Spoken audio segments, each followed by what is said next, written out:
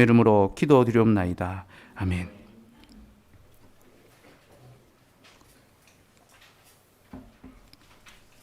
예, 하나님의 말씀 시편 8편 5절 말씀입니다. 시편 8편 5절 말씀입니다. 하나님께서 말씀하십니다. 하나님 말씀을 들으십시오. 그를 하나님보다 조금 못하게 하시고 영화와 존귀로 관을 씌우셨나이다. 아멘.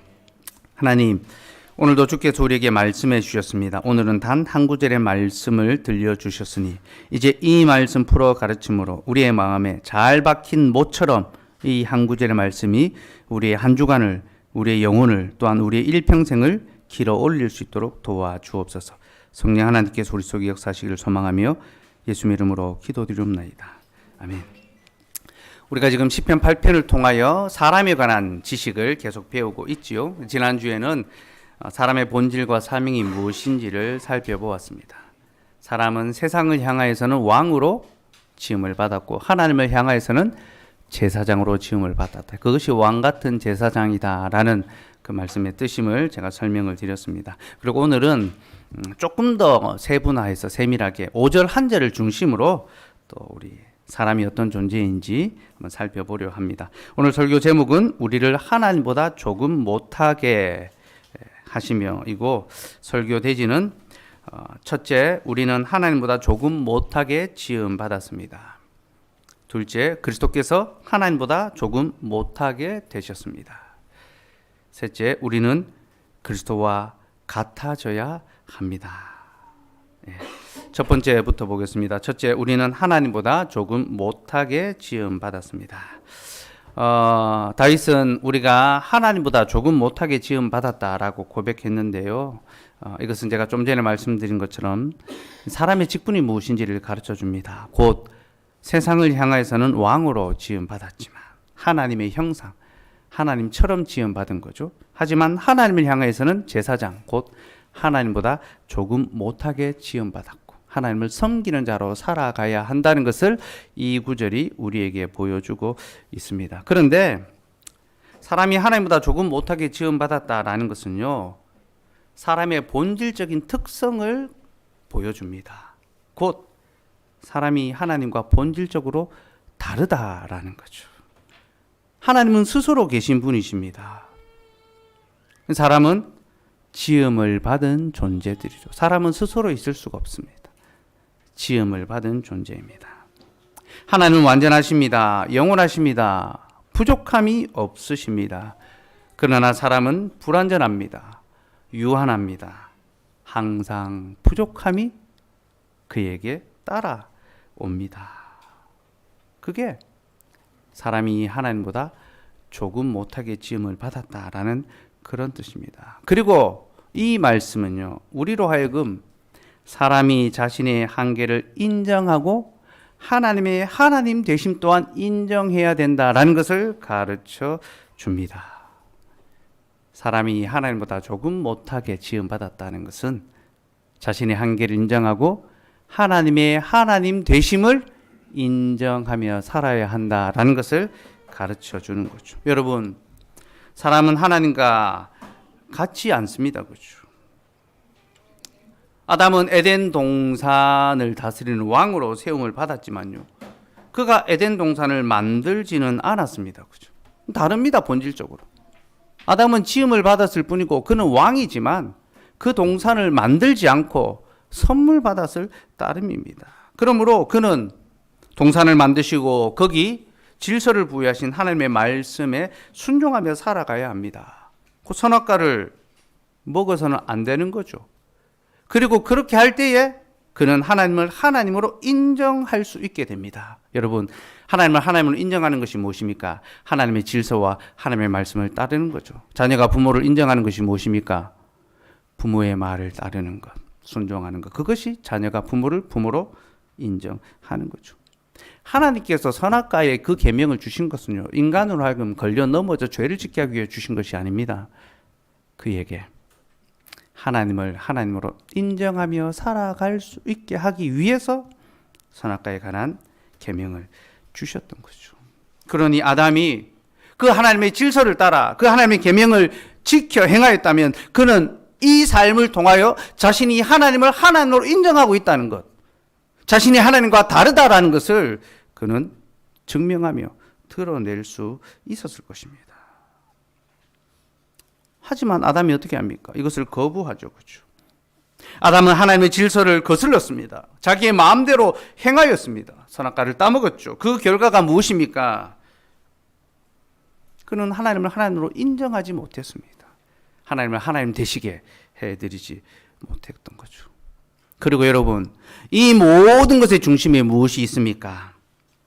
그가 하나님과 같아지고 싶은 욕망. 그게 그 안에 자리하고 있는 거죠. 우리 아이들이 자랄 때 보면 어른들이 하는 걸 자꾸 따라하고 싶어 합니다. 그죠?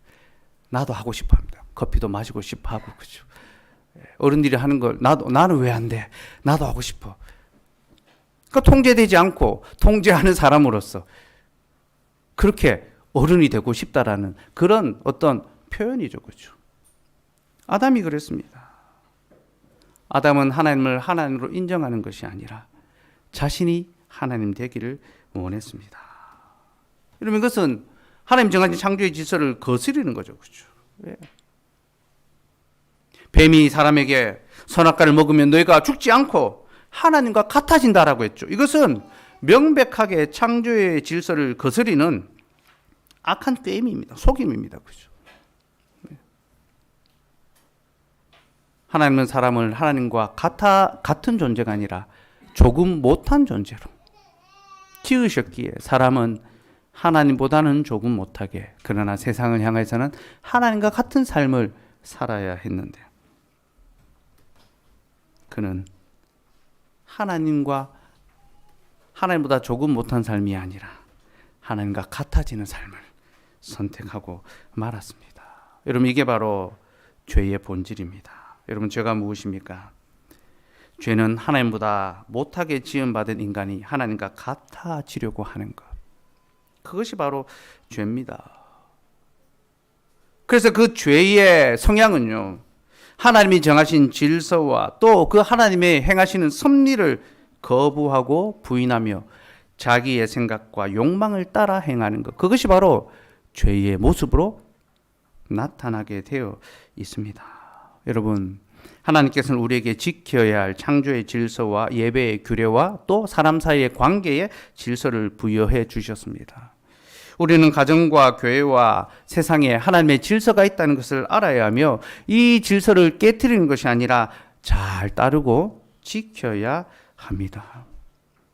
그러나 여러분, 우리는 어떻게 살아갑니까? 그 질서를 존중합니까? 그 질서를 따라갑니까? 아닙니다. 우리는 매우 자주 이 질서를 무너뜨리며 그렇게 살아가고 있습니다. 우리는 남편과 아내 사이에 있는 질서와 그 권위를 아주 쉽게 무너뜨립니다. 매일같이 반복적으로 우리는 그 관계, 질서, 권위를 무너뜨립니다. 여러분, 이것은 하나님이 행하시는 창조의 사역을 거스린다는 것을 우리는 기억해야 합니다. 또한 우리는 부모와 자녀 사이의 질서도 거부합니다. 그죠? 부모는 자녀를 노하지 않도록 잘 권면하며 양육해야 되는데 자기 감정으로 쏟아냅니다. 자녀는 부모를 공경하며 순종하며 따라야 하는데 자기의 감정에 따라 분노하고 공격하고 거스릅니다. 그죠? 교회의 생활은 어떻습니까? 우리는 교회의 권면과 다스림에 쉽게 순복하지 못합니다. 잘 받아들이지 못합니다. 그 권위를 쉽게 생각하고 거스러뜨리려고 합니다. 사회적인 관계 역시 마찬가지입니다. 우리는 하나님께서 합법적으로 부여하신 권위가 있다는 것을 알아야 합니다. 곧 모든 위에 있는 자들에게 우리는 복종하며 또한 존경을 표할 수 있어야 합니다. 그러나 우리는 그 모든 관계 속에서 권위를 무너뜨리며 저항하는 삶을 살아가고 있습니다. 이는 곧 지금도 우리가 선악과를 따먹고 있으며 아담의 범죄를 반복하며 살아가는 존재라는 것을 보여주고 있습니다. 그럼 어디 그뿐입니까? 우리는 하나님의 질서를 거스릴 뿐만 아니라 하나님의 섭리하심에 대해서도 자주 거부감을 표하곤 합니다.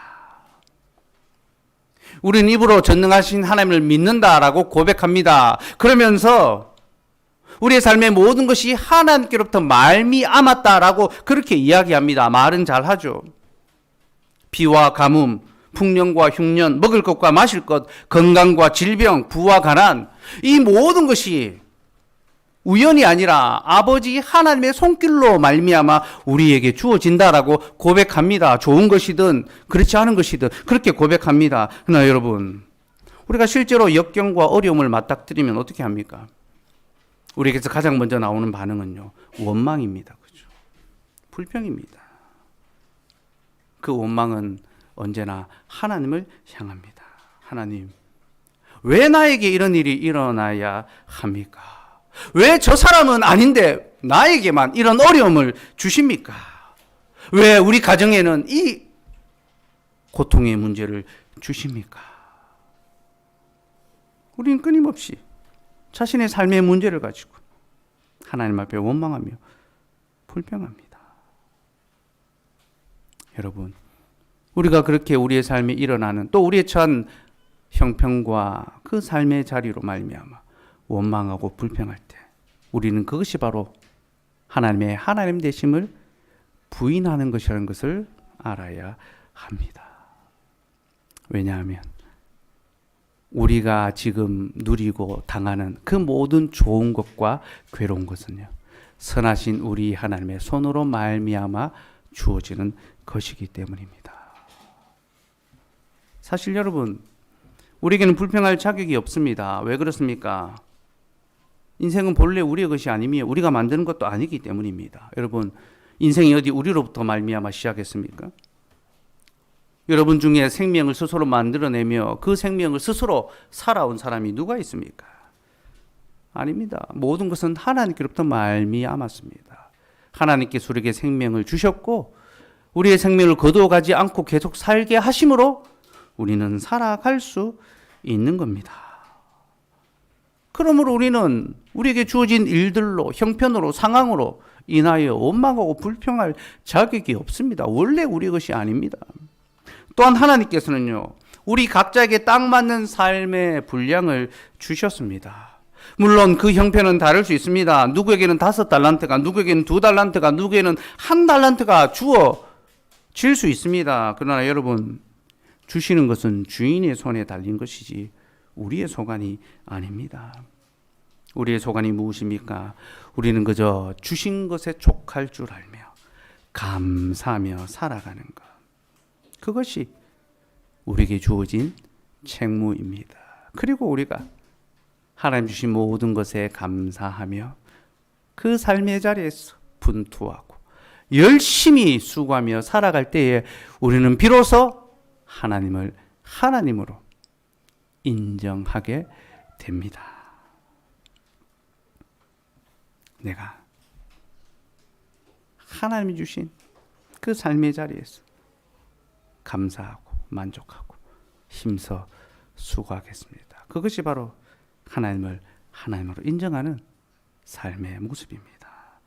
사랑하는 여러분, 우리가 하나님보다 조금 못하게 지음받았다라는 사실을 잊지 맙시다. 우리는 하나님의 형상으로 지음받은 영광스러운 존재지만 우리는 본질적으로 하나님과 다르며 하나님보다 조금 못하게 지음받았습니다.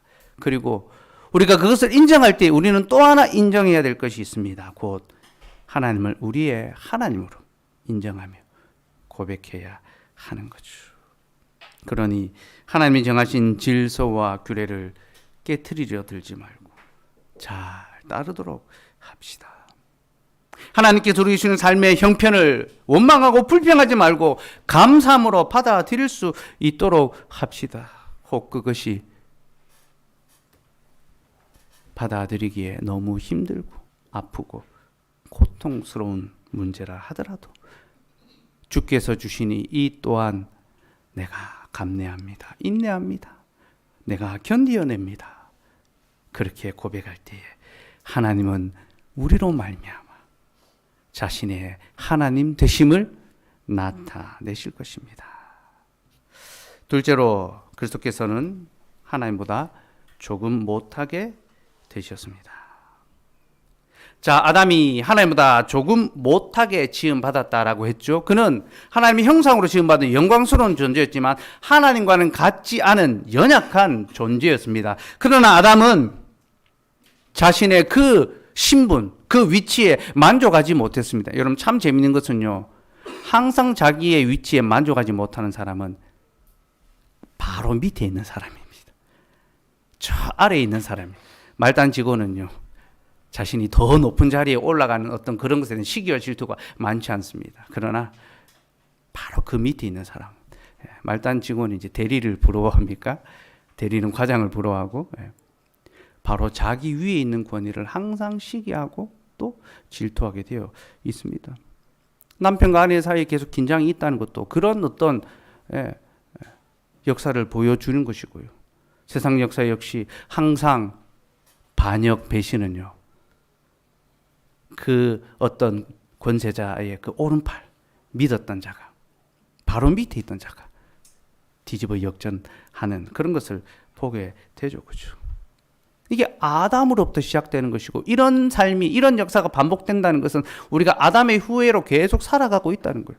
아담은 하나님 바로 아래 위치했지만 자신의 위치에 만족하지 못했고 하나님까지 높아지기를 원했습니다.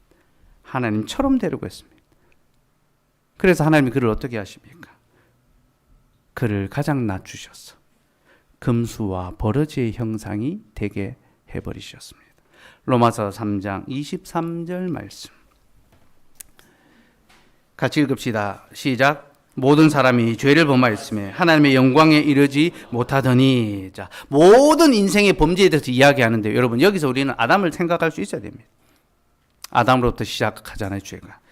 아담이 죄를 범함으로 하나님의 영광에 이르지 못했다. 자, 이 말은요, 하나님이 아담이 영광스러운 존재로 지음받았지만 더욱 영광스러운 자리까지 나아가야 되는, 그러니까 영화로운 데까지 나아가야 되는 그런 필요가 있었다라는 걸 보여줍니다.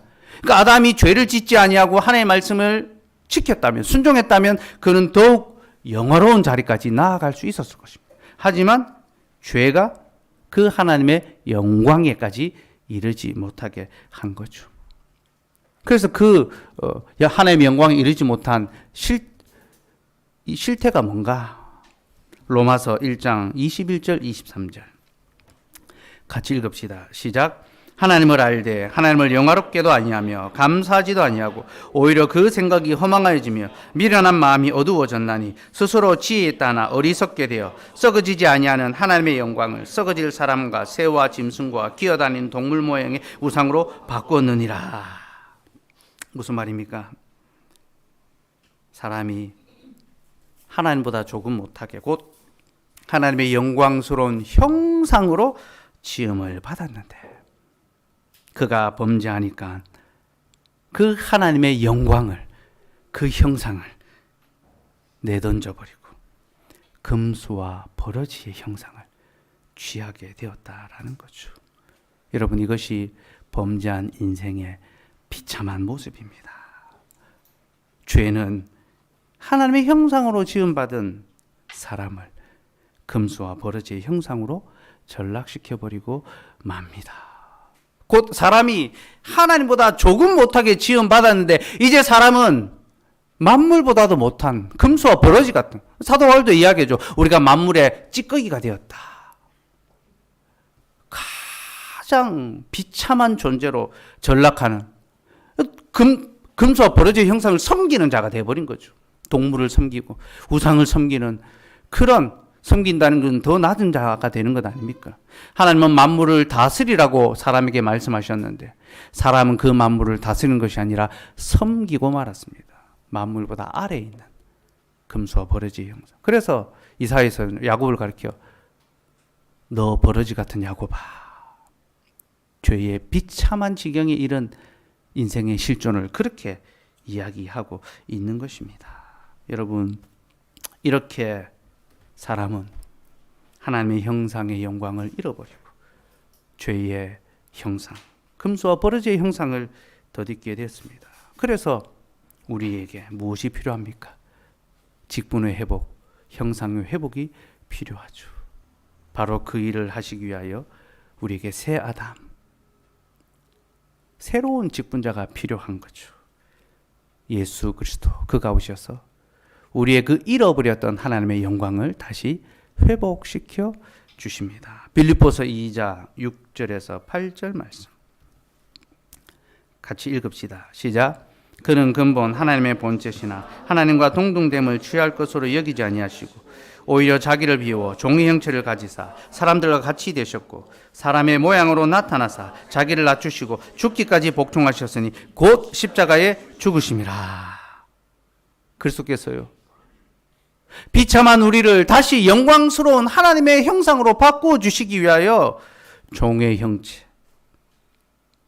죽기까지 복종하시고 자기를 낮추시는 그 비참한 형체를 입으셨다. 그렇게 이야기합니다. 그런데 여러분, 여기 보니까요, 그리스도는 근본 하나님의 본체시다라고 하죠. 여러분, 이 말이 무슨 뜻입니까? 이 말은요, 그리스도께서 본질적으로 우리와 다르다라는 것을 가르쳐 줍니다. 여러분, 우리는 하나님보다 못한 자들로 지음받았습니다. 하나님보다 조금 못한 자들로 지음받았습니다. 그러나 그리스도께서는요, 우리와 같지 않으십니다. 그는 하나님과 본질적으로 같으십니다. 그는 근본 하나님의 본체십니다. 그런데 그렇게 본질적으로 하나님과 같으신 하나님의 영광 그 자체이신 예수님께서 자기를 비워 종의 형체를 가지고 우리와 같이 되셨습니다. 그리스도께서 친히 하나님보다, 아버지보다 조금 못해지신 겁니다. 왜 이렇게 되셨습니까? 왜 그리스도께서 이와 같은 모습으로 이 땅에 오셨습니까? 이는 곧 그가 우리의 낮은 몸을 다시 하나님의 형상으로 회복시켜 주시기 위해서죠. 빌립보서 3장 21절 말씀 같이 읽읍시다. 시작. 그는 만물을 자기에게 복종하게 하실 수 있는 자의 역사로 우리의 낮은 몸을 자기 영광의 몸의 형체같이 변하게 하시리라. 우리는 낮은 몸입니다. 우리는 죄의 형체를 가졌습니다. 우리는 금수와 버러지의 형상이 되어버렸습니다. 그러나 우리의 그 낮은 몸을 다시 영화롭게 자신의 몸의 형체같이 변화시켜 주시기 위하여 그리스도께서 먼저 우리와 같아지셨습니다.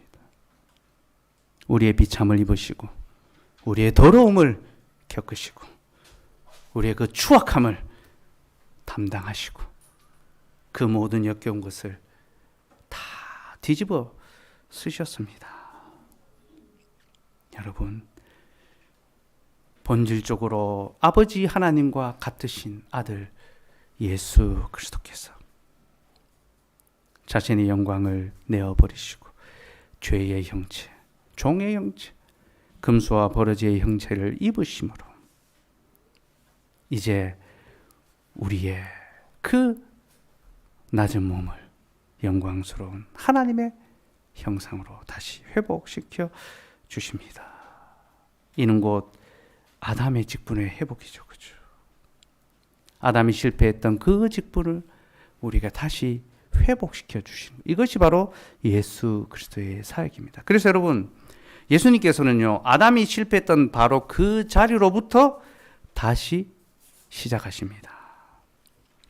아담이 동산에서 사단에게 시험을 받을 때에 그가 실패했잖아요. 예수님께서는 광야에서 사단에게 시험을 받으심으로 자신의 사역을 시작하셨습니다. 그 시험의 내용이 무엇입니까? 하나님의 하나님됨을 인정하는 것입니다. 그 세 가지 시험 핵심이 그겁니다. 하나님처럼 되지 말고 하나님을 하나님으로 인정하며 자신을 하나님보다 조금 못한 자로 낮추는 겁니다. 그래서 예수님은 자신의 힘과 능력으로 하나님처럼 되지 않으셨습니다. 도리어 그 힘과 능력을 절제하심으로 자신이 하나님보다 조금 못한 자라는 것을 나타내 보이셨죠. 돌로 떡을 만들어 먹지 않은 것이 바로 그런 뜻입니다.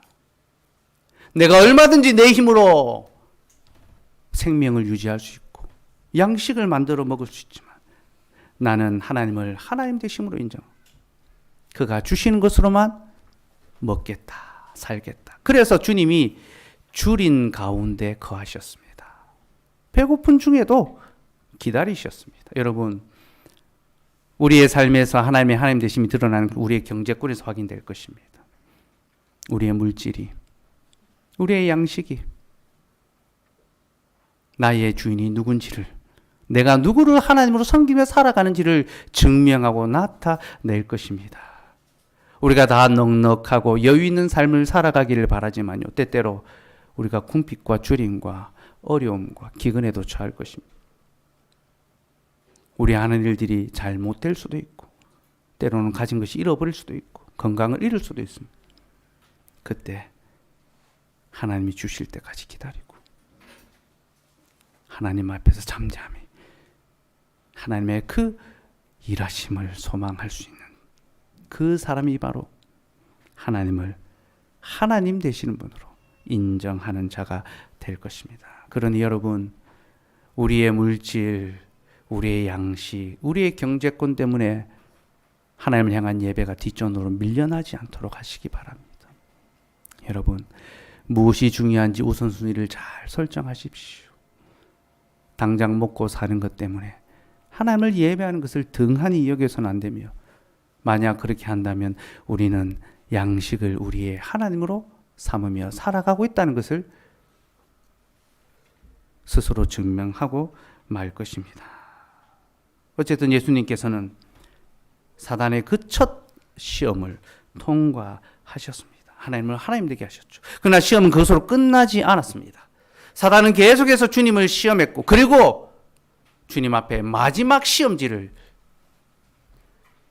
들이밉니다. 그 마지막 시험이 무엇입니까? 죽기까지 순종하는 거죠. 그죠? 자신의 몸을 화목제물로 하나님 앞에 드리는 것. 그 죽음의 시험을 사단이 마지막 순간까지 합니다. 주님이 그 시험 앞에 어떻게 말하십니까? 고난의 잔을 피해가지 않고 다 받으십니다. 물론 주님도 그 잔이 지나가기를 간절히 바라셨지요. 하지만 자신의 원대로 하지 않고 아버지의 뜻대로 순종하셨습니다. 여러분, 이것이 보여주는 것이 무엇입니까? 주께서 하나님이 자신에게 행할 수 있는 모든 섭리를 감사함으로 받아들이셨다는 거죠.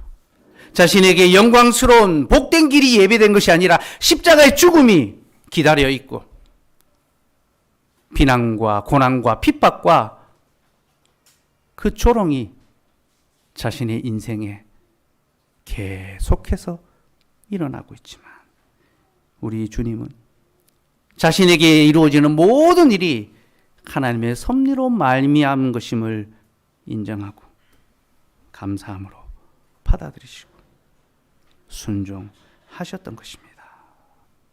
참으로 주님만이 비와 가문, 풍년과 흉년, 건강과 질병, 부와 가난, 이 모든 것이 참으로 우연이 아니라 우리 하나님의 손길로부터 자신에게 임한다라는 것을 고백하시고 그 길대로 사셨습니다.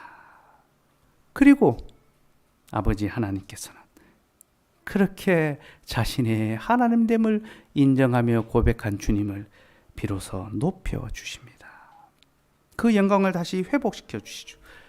그를 지극히 높여 모든 이름 위에 뛰어나게 하시고 만물을 그 발 아래 복종하게 하셨습니다. 그리고 자신만이 아니라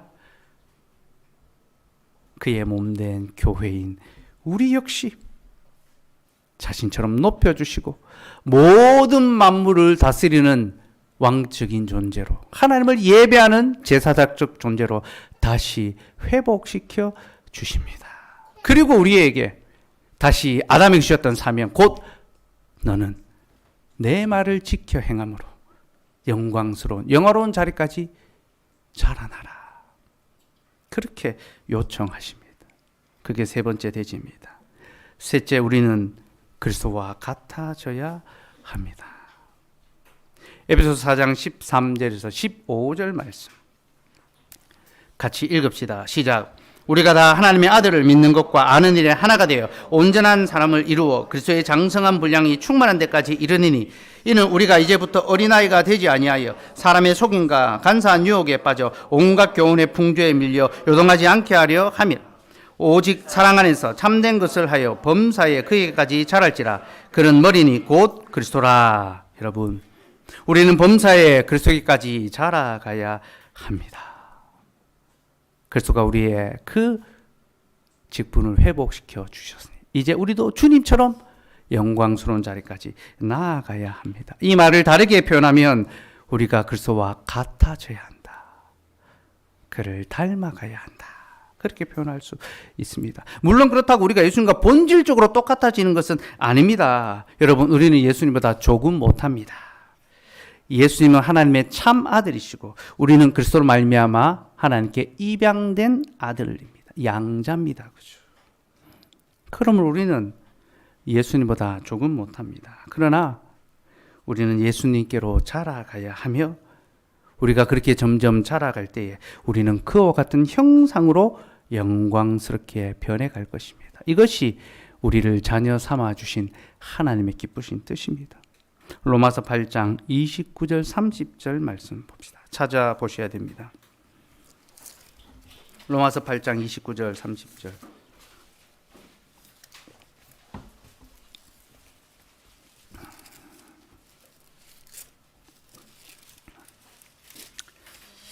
예, 우리 같이 읽을까요? 예, 시작. 하나님이 미리 아신 자들을 또한 그 아들의 형상을 본받게 하기 위하여 미리 정하셨으니 이는 그로 많은 형제 중에서 맏아들이 되게 하려 하심이니라. 또 미리 정하신 그들을 또한 부르시고 부르신 그들을 또한 의롭다 하시고 의롭다 하신 그들을 또한 영화롭게 하셨느니라.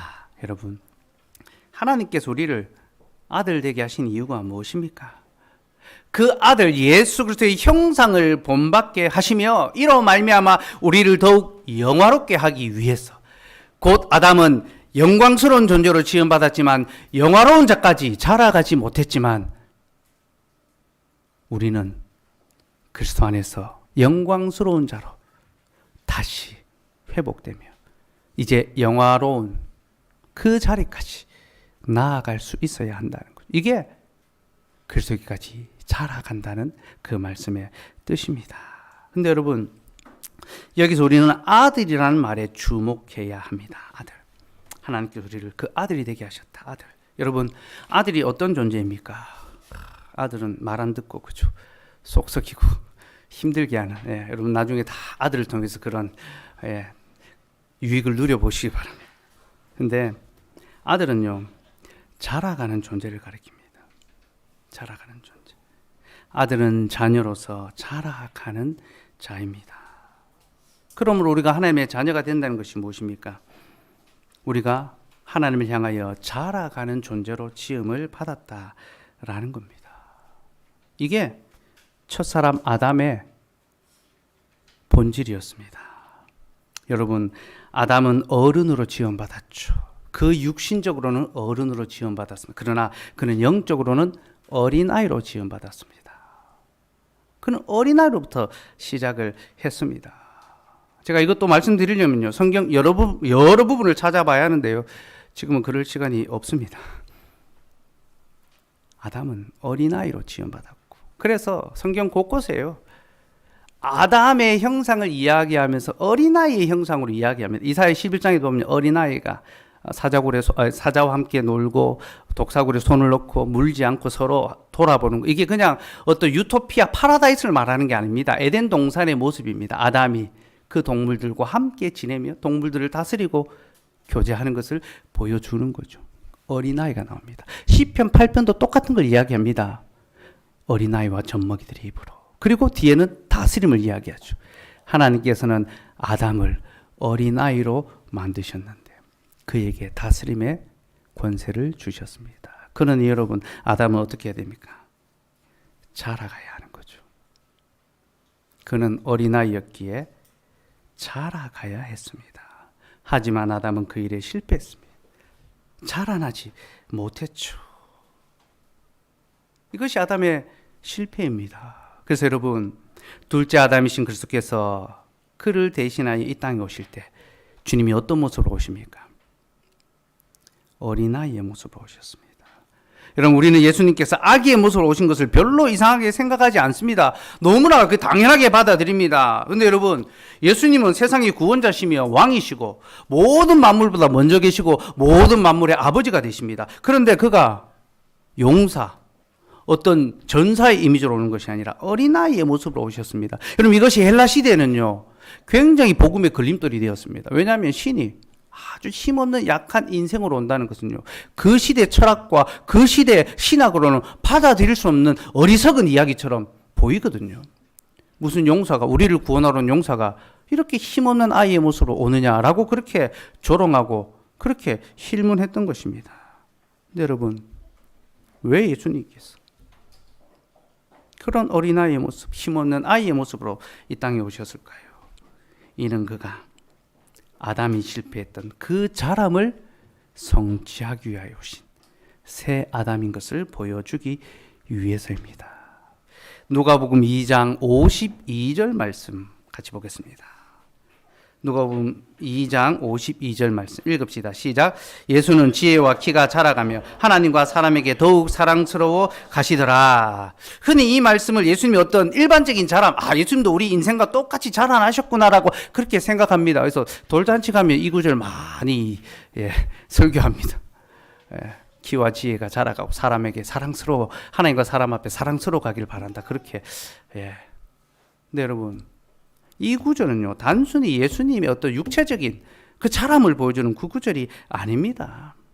바로 앞에 내용을 보면요, 예수님께서 성전에서 랍비들을 가르치는 사건이 나옵니다. 주님이 성전에서 그 랍비들에게 하나님의 말씀을 묻기도 하시고 듣기도 하시고 가르치기도 하셨습니다. 그리고 사람들이 그 지혜에 놀랍습니다. 여러분, 예수님은 그때 12살 무렵 된 아이였습니다. 어린아이였습니다. 그 어린아이가 가르침을 받는 것이 당연한데 가르침을 받지 않고 도리어 가르치셨습니다. 여러분, 이게 이상하지 않나요? 그리고 주님께서 이곳이 내 아버지 집이다 라고 했습니다. 시 수련 때 제가 계속 강조했던 게 뭡니까? 에덴의 동산은 하나님의 성소요, 하나님의 집이다. 여러분, 이 장면 속에 지금 에덴의 모티브가 있습니다. 아담의 그림자가 그 안에 숨겨져 있습니다. 여러분, 에덴의 동산에서도요, 하나님의 말씀에 대한 물음과 들음과 가르침이 있었습니다. 뱀이 물었죠. 또 들었습니다. 또 가르쳤습니다. 그죠? 근데 거기서 가르친 자가 누구였습니까? 아담이 아니라 뱀이었죠. 그죠? 아담은 가르친 자로 있어야 되는데 도리어 속임을 당하는 자가 되고 말았습니다. 이는 그가 어린아이에서 자라지 못했음을 보여주는 결정적인 증거입니다. 하지만 예수님은 어린아이셨지만 그는 가르침을 받는 것이 아니라 도리어 가르치셨습니다. 그리고 누가는 이 사건을 마무리하면서 예수의 지혜와 키가 자라갔다, 그렇게 말하고 있습니다. 곧 예수님께서 아담이 실패했던 그 자람의 사명을 회복하고 있음을 보여주는 거죠. 그래서 여러분, 바로 이어서 3장에 가면요, 누가가 예수님의 족보를 소개합니다. 근데 그 족보의 마지막이 어떻게 끝나는지 압니까? 아담으로 끝이 납니다. 3장 38절에 그 위는 에노스요, 그 위는 셋이요, 그 위는 아담이요, 그 위는 하나님이시니라. 여러분, 지금 누가가 무엇을 보여주고 있는지를 잘 살피셔야 됩니다. 누가는 지금 예수님을 통하여 태초의 그 아담을 우리에게 넌지시 보여주고 있는 겁니다. 아담은 자라지 못했으나 그리스도는 그 지혜에 있어서, 하나님을 아는 그 지식이 있어서 자라가셨다라는 거죠. 다시 에베소 4장 13절에서 15절 한번 볼까요? 우리가 그리스도까지 자라가야 된다는 그것을 말씀하는데요, 여기도 재밌게 놀랍게 어린아이의 이미지가 나오고 있습니다. 14절 같이 읽읍시다. 시작. 이는 우리가 이제부터 어린아이가 되지 아니하여 사람의 속임수와 간사한 유혹에 빠져 온갖 교훈의 풍조에 밀려 요동하지 않게 하려 함이라. 어린아이가 되지 아니하고, 자라가야 되는 거죠. 속임수와 간사한 유혹에 빠져 온갖 교훈의 풍조에 밀려 요동하지 않게 하려 함이라. 여러분, 바로 이 구절에서 아담의 실패가 보이지 않습니까? 그는 어린아이와 같아서 간사한 유혹과 속임수에 빠져들었습니다. 그래서 그는 하나님의 영광에 이르지 못했던 거죠.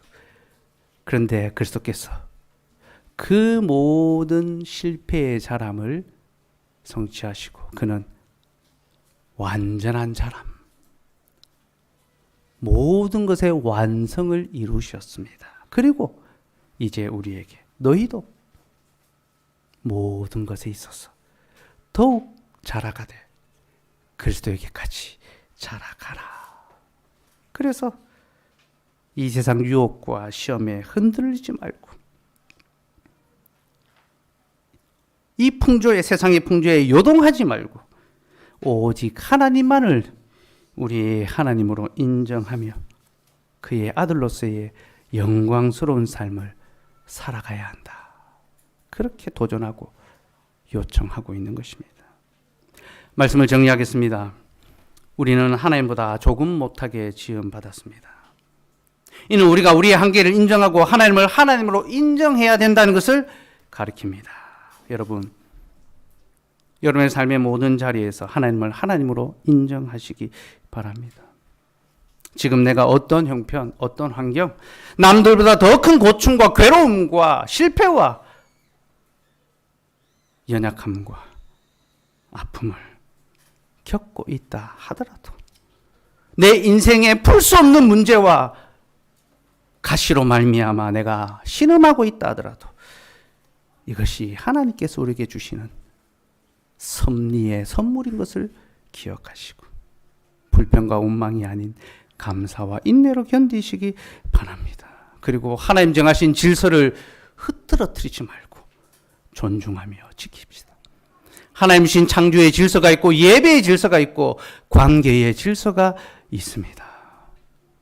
하나님 지으신 그대로 살아가며 예배의 그 규례를 지켜 행하며 모든 관계 속에서 하나님의 말씀의 규례를 따라 시대가 어떻고 상황이 어떻고 이런 말에 미혹되지 마시고 우리는 오직 하나님의 말씀이 분부하시는 대로 순종하며 따라야 하고 그렇게 할 때 주께서는 우리를 가장 높여주실 것입니다. 우리 하나님께서는 그 권위를 인정하는 자에게 권위를 주시고 권위를 부정하는 자는 낮추십니다. 교만한 자는 낮추십니다. 이 일을 위하여 우리는 자라가야 합니다. 우리는 어린아이 같은 존재로 지음받았으며 그러기에 우리는 완전하신 그리스도에게까지로 자라가야 합니다. 이것이 우리의 사명이며 이것은 또한 우리가 계속 생존할 수 있는 방법입니다. 여러분, 모든 태어난 것은 자라가며 그 자람이 멈출 때 그 생명 또한 멈춘다는 사실을 기억하시기 바랍니다. 태어난 모든 것은 자라갑니다. 그리고 그 자람이 멈출 때 그 생명 또한 멈추게 됩니다. 여러분의 영혼은 잘 자라고 있는가 돌아보시기 바랍니다. 교회는 성도를 자라나게 하는 곳입니다. 여러분들이 이 교회에서 선포되는 말씀을 듣고 또 그 교훈과 지도를 받고 또 묻고 나누고 배움으로써 영적으로 잘 자라가고 있는가 돌아보셔야 됩니다. 혹 내가 자람을 멈추고 도리어 퇴보하고 있다면 문제는 두 가지밖에 없습니다. 하나는 이 교회가 문제거나 또 하나는 여러분들이 문제거나. 아이가 자라지 않으면 부모는 걱정합니다. 그리고 어떻게 해서라도 자랄 수 있게 해주려고 노력합니다. 그런데 여러분, 이것이 어찌 육적인 것에만 적용되어서야 되겠습니까? 우리의 영적인 삶에도 당연히 적용되어야 되지 않겠습니까? 하지만 자기 영혼이 자라지 않는 것을 두고 걱정하는 사람들은 많지 않습니다. 영적인 생명은 그저 자동적으로 때가 되면 자라는 줄 압니다. 여러분, 모든 육적인 자람이 거저되는 것이 있습니까? 아니지 않습니까? 우리 요즘 젊은 엄마들 아이를 육아하면서 육아가 얼마나 힘든지 경험하고 있잖아요. 그것은 모든 자람이 고통을 통하여 이루어진다는 것을 우리에게 교훈하는 것입니다. 그리고 그와 같이 영적인 자람도 그 자람을 위하여 분투하고 애쓰고 노력할 때 비로소 자라나게, 우리 영혼이 자라나는 거죠. 우리는 말씀을 읽고 듣고 배우고 나누기 위하여 힘써야 합니다. 열심을 내야 됩니다. 여러분, 뒤로 물러나지 마십시오. 그냥 이렇게 적당히 신앙생활하고 적당히 교회생활하고 적당히 지내도 되겠다, 그렇게 생각하지 마십시오. 듣고 배우고 나누는 일에 열심을 내셔야 합니다. 우리가 주의 말씀을 듣기도 하고 묻기도 하고 또 서로 나누며 함께 격려할 때에 우리는 어느새 점점 자라가고 있는 우리 자신을 발견하게 될 것이며, 교회는 바로 그것을 위하여 우리에게 예비된 하나님의 은혜의 선물이라는 것을 기억하시기 바랍니다. 끝으로 자라기 위해서는 반드시 먹어야 합니다. 하나님께서는 우리의 육적인 자람을 위하여 먹을 것을 주셨습니다. 그리고 우리의 영적인 자람을 위해서도 먹을 것을 주셨습니다. 그것이 바로 성찬입니다. 성찬은 그리스도의 구속의 사역을 눈으로 보고 입으로 먹게 함으로 우리의 연약한 믿음을 굳건하게 하고 또 우리의 작은 믿음을 자라나게 하는 은혜의 방편입니다.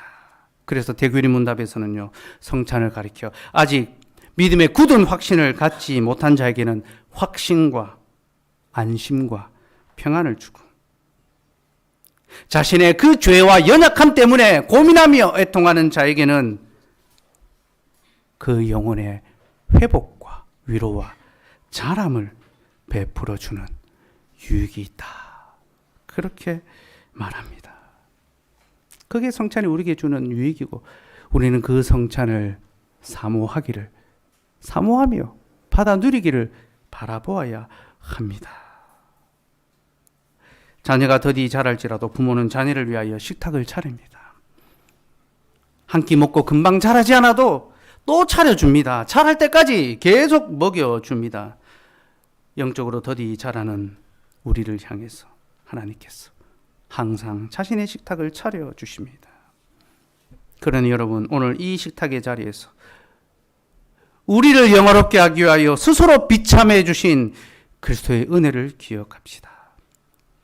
그리고 그가 우리의 이 낮은 몸을 자신과 같이 영화롭게 해주시기 위하여 이제 그 자신의 영광스러운 살과 피를 우리에게 주어 먹고 마시게 한다는 것을 기억하고 감사함으로 그 식탁에 참여하여 주의 살과 피를 먹고 마심으로 우리도 주님과 같이 영광스러운 자로 자라나며 더욱 영화롭게 되기를 간절히 소망합니다. 기도하겠습니다. 하나님,